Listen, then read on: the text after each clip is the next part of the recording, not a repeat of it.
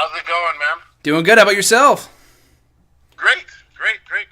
So, of course, we're only 4 days out from Final Battle this Friday, December 2nd, Hammerstein Ballroom, Final Battle 2016. You're going to be in a match with Cody Rhodes, so it's going to be pretty crazy. So, I was doing some research because I know I started watching Ring of Honor a couple of years ago, and I know you faced AJ in the main event of last year's show, but I went back because I was curious. So, since 2004, you're 6-1 at the show, including a main event title defense against AJ last year. You're 6-1 at Ring of Honor Show of Shows there at WrestleMania.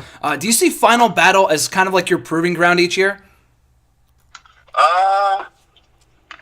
You want to know something? I never even thought about it like that. You just presented me a new way to think about it. So yeah, you know what? Yeah, I'm gonna say sure. The Final Battle is definitely my proving ground. And it's so tough working for Ring of Honor because the locker room, I really feel like there's such great guys.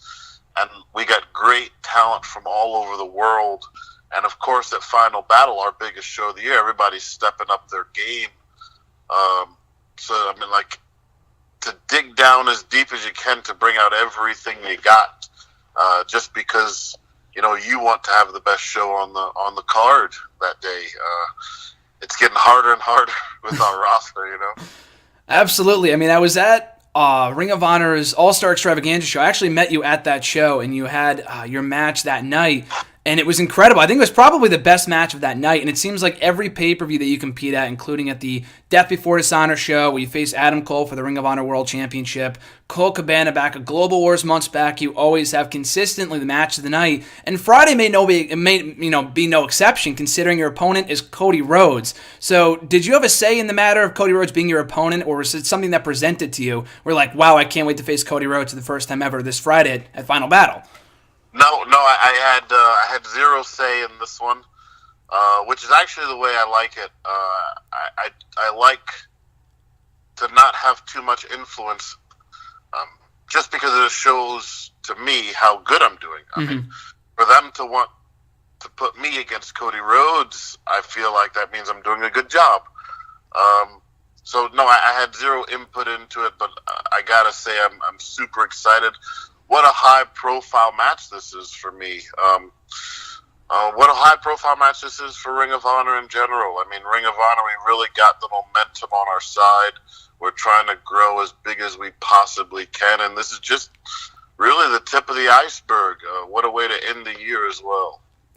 I mean, just considering the fact, I think Cody was doing an interview, I think with Colt Cabana not too long ago. It was some podcast I was listening to, and he said that he was more stoked than anything else that he's doing right now post-WWE, including TNA, all the indies, that he's most stoked to be a part of Ring of Honor's Final Battle pay-per-view. And I think that was before he found out that he was facing you. So what does it mean to you to be, what kind of honor is it for you to be his first ever, and perhaps only, considering if he does more dates, I have no idea, Ring of Honor opponent ever? It's an honor. I mean, not to put a play on words here. But yeah. It's definitely an honor. I really think that, I mean, not to downplay myself or my own skills, but you bring in somebody like Cody Rhodes, he's a star. And right away you have to think, well, who can we put him against that the people would be okay with? Who can we put him against that we know can go toe-to-toe with him? I mean, and like, to me, it's like winning the world title. There's no higher honor than having the company have so much confidence in you that when we bring in such a high-profile guy, bang, my name instantly comes up. Man, it's incredible. It's incredible. I love it. And I think the fact, too, I mean, all of Ring of Honor's roster is pretty stacked. So if you put up Cody... Go ahead, sorry. Yeah, I said that's true. That's true. No, yeah, exactly. I mean, if you put Cody Rhodes up in a match against a Silas Young, it's going to be a great match. But the fact that he's facing you is a step above all else, and having been one of the best wrestlers in the world right now, it's going to be a high-profile bout, and it's not even the main event, or it might be, I don't know, but it's not the World Championship match, which says a lot about the pay-per-view itself, the caliber of the match. And I think the best part about the match, to me anyway, is like how much it's seemingly to me, I don't know about you, that you guys have in common. It seems like TNA for you and then WWE for him never really utilized your guys, to your full potential, considering where you are now compared to where you were 5-6 years ago in TNA, having been one of the longest reigning Ring of Honor World Champions in recent memory. Cody Rhodes killing it on the indies right now. Do you see any more similarities between you two beyond that point? No, not really. But I will say this: one of the coolest things I think is happening here is I can remember one of my favorite all-time matches was Randy Savage. Just one of them was Randy Savage versus Flair. I remember Randy Savage versus Jake the Snake. One of the reasons that I like the Flair and Savage one is because of the whole drama built with Elizabeth, and Flair was going to release the photos, and that really made me want to see the match. And I feel so honored and excited the fact that there is no long, heated rivalry between me and Cody Rhodes. There is no storyline of he did this to me and I did this to him, and now the people are going to see someone get their revenge. It is literally two great wrestlers are in the same match together, and this should be exciting. To me, there's no higher honor. I really feel like I have done something in the wrestling business to where, people are excited to see a match of mine, and there is no real story behind it other than these two will have a good match and let's give the people a show. Man, to me, that's what I really feel like I've made a mark in wrestling because of a moment like this. I mean, you mentioned Randy Savage right there, and I was a big fan of your time in TNA as Black Machismo, and you nailed that character down to a T. And I think you joined Ring of Honor, and you can correct me on the timeline here if I'm wrong. I think you joined Ring of Honor right around the time, or right prior to Randy's passing, I believe. Was there ever any consideration for you to bring that character back as you joined Ring of Honor, or was it more of a thing of the past by that point? I really felt it necessary to not bring the Machismo character to Ring of Honor. That's just me personally, although there's a lot of fans when I come out who love it, and I still get oh yeahs and from the fans and stuff, but I felt it necessary to I don't know, when I think of Ring of Honor, we don't have many storylines, we don't have many gimmicks. It really is a company where we really base our product on the spirit of competition, which is this wrestler and this wrestler could have a good match, so let's let them do it. I really felt like the Machismo character really didn't have a place in Ring of Honor, although it was entertaining, and I really feel like that's why some of the people still give me the oh yeahs, but the Ring of Honor fans, I think they loved it because it made them laugh, but I don't think when it comes down to it, that's really what they wanted to see either. And it's funny, too. It seems like, the character that you have now, it's really kind of hard to sum up what the character is. You're one of the best wrestlers in the world today, but it's like... I can sum it up. It's a giant mesh ball of everything that I love about professional wrestling. That's literally what I've tried to do.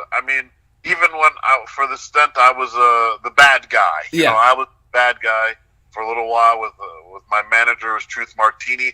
Now I'm going to say 10 years in wrestling prior to that, I had always been the good guy. So I stood across the ring from every different kind of bad guy you can imagine, even Ric Flair, my God. And I got to pick and choose each thing I loved about each of those bad guys that I was in the ring with for 10 years. And I meshed that all together when I was the bad guy to form what I thought would be the coolest and ultimate bad guy. So that's ultimately what my wrestling career has been like. Oh, I like this, and oh, I like that. I like this too. Let's put this all together and see what we can come up with here.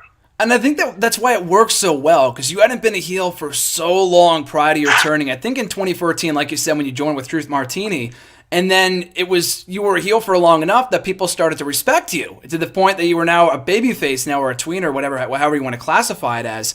And it really was that alliance with Truth that kind of triggered that heel turn many years back. So to you, do you feel like, I know Truth Martini left Ring of Honor a couple months ago due to outside circumstances, but do you believe that wrap-up angle, because it kind of felt like after he left, that was when you became a babyface again. Do you feel like your dissension or your split, whatever it might have been, could have been better handled and kind of played out into a storyline? Like there was kind of a missed opportunity there?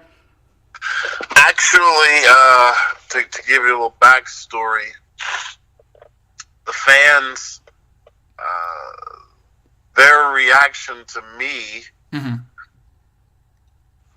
I felt was a cool reaction. I felt that they weren't cheering me because they didn't want me to be a bad guy. They wanted me to be a good guy. I felt they were cheering me because we were doing the bad guy role so well. Exactly. Unfortunately, I think that had a big impact on me turning babyface, or me becoming the good guy again, because of the reaction they were giving me. It actually, I believe, it had nothing to do with the departure of Truth Martini, because if you go back and look, there were subtle hints of me once again doing the code of honor at the end of the matches, and little tiny hints that I was going to be becoming the good guy again, with Truth Martini still being there at my side.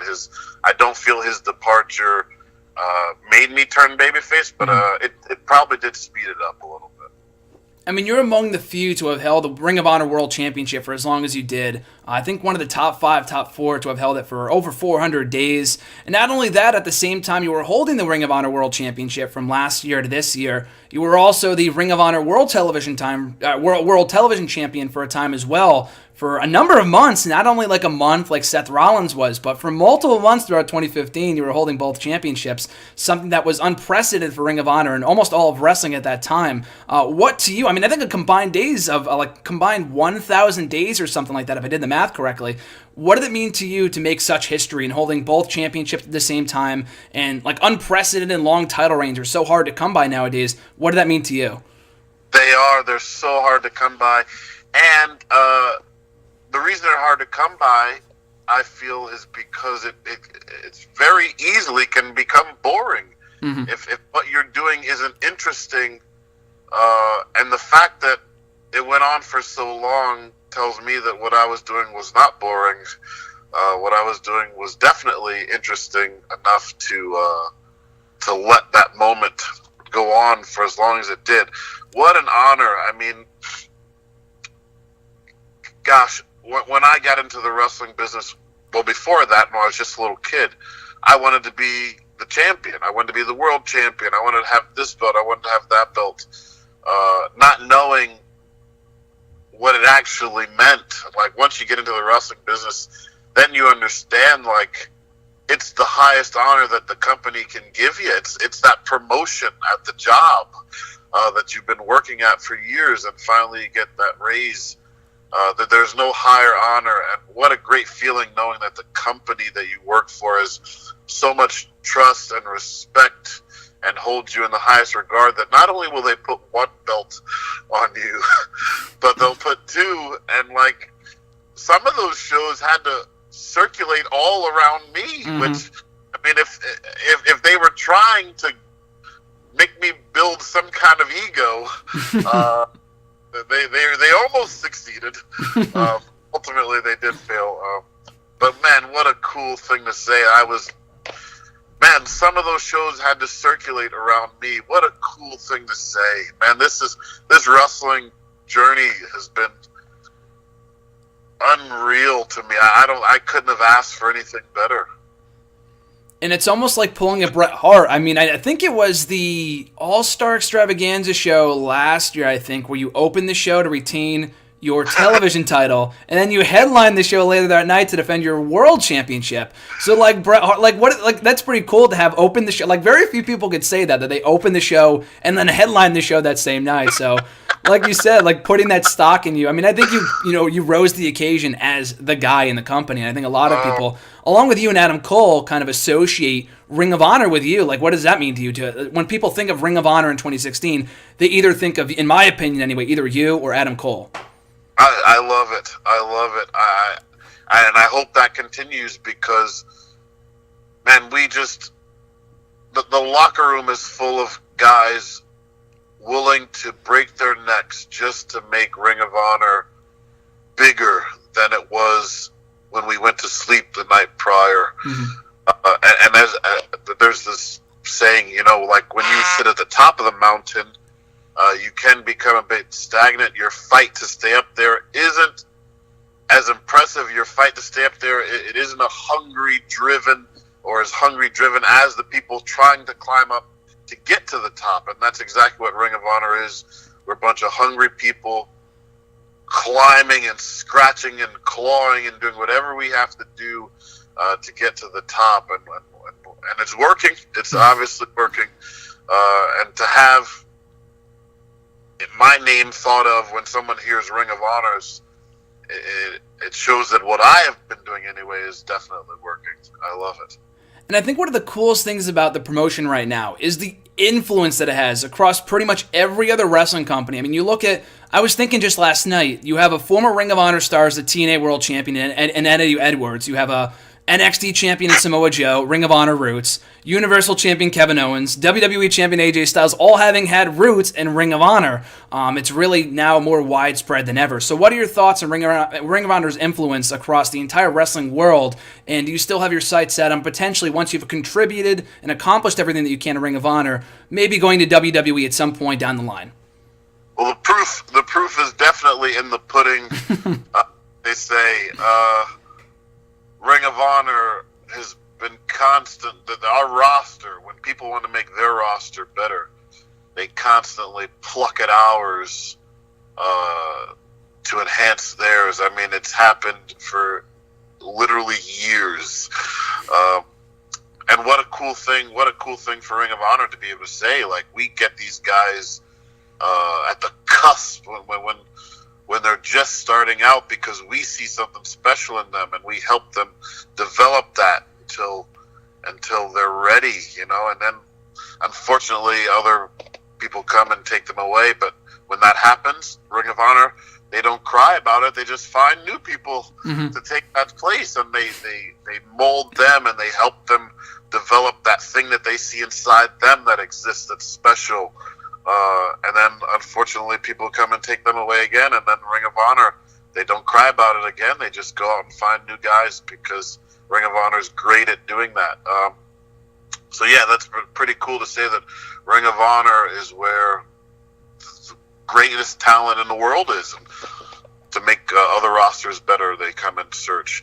Now, I talked about this a long time ago, and every time it's mentioned, I gotta say, at the bottom of my heart, my love for professional wrestling was created by the WWE. Watching those matches, my God, I loved and idolized Ric Flair and Savage, and one of the matches that made me want to become a professional wrestler was Bret Hart versus Rowdy Piper. So at some point in time, before I could no longer wrestle, to get to say that I worked for, even if it was for a short period of time, the company that helped shape my love for professional wrestling, I would definitely say that would be a cool thing to say. But I'm living in the here and now, needless to say, and I am doing my damnedest to make sure that Ring of Honor gets as big as it possibly can. And speaking of Ring of Honor, Final Battle this Friday, December 2nd, you and Cody Rhodes once again. Final question for you. What type of match can fans expect from you and Cody Rhodes at Final Battle? And how do you think it'll stand out from everyone else in the card on such a stacked card? Well, so I mentioned before, man, it is getting so hard because we just have one of the greatest rosters in the world. Guys, I mean, who've wrestled for years all over the world. So it's getting so hard, especially for me, to have my matches stand out. Just because we got a roster full of the greatest wrestlers that you could ever imagine. So I'd be lying if I didn't say I was a little nervous, because I really want this match to be something special. But like Truth Martini told me when I won the world title, now is not the time to start second-guessing yourself or changing your game plan. What you have been doing up until now is the reason that you are at this moment. So at some point, I just got to have trust and faith in what I can do and what Cody can do, and just know that we're going to create something special, and we don't have to worry too much about trying to stand out because it just will naturally happen. Well, I'm looking forward to what should be a great match. The fans are looking forward to it too. For the first time ever, Jay Lethal, Cody Rhodes this Friday. Amongst other stacked cards, you got Briscoes and Young Bucks for the World Tag Team titles. Like I said, O'Reilly and Adam Cole for the Ring of Honor World Championship. You guys, a lot of matches going down. Colt Cabana, Dalton Castle. It's going to be a great card. So, like I said, this Friday, December 2nd, Hammerstein Ballroom, NYC. Final battle 2016. Jay, great meeting you a couple months ago. Great talking to you now, and I appreciate your time, brother. Thank you very much for having me. No problem. I'll catch you down the road. Okay, see ya.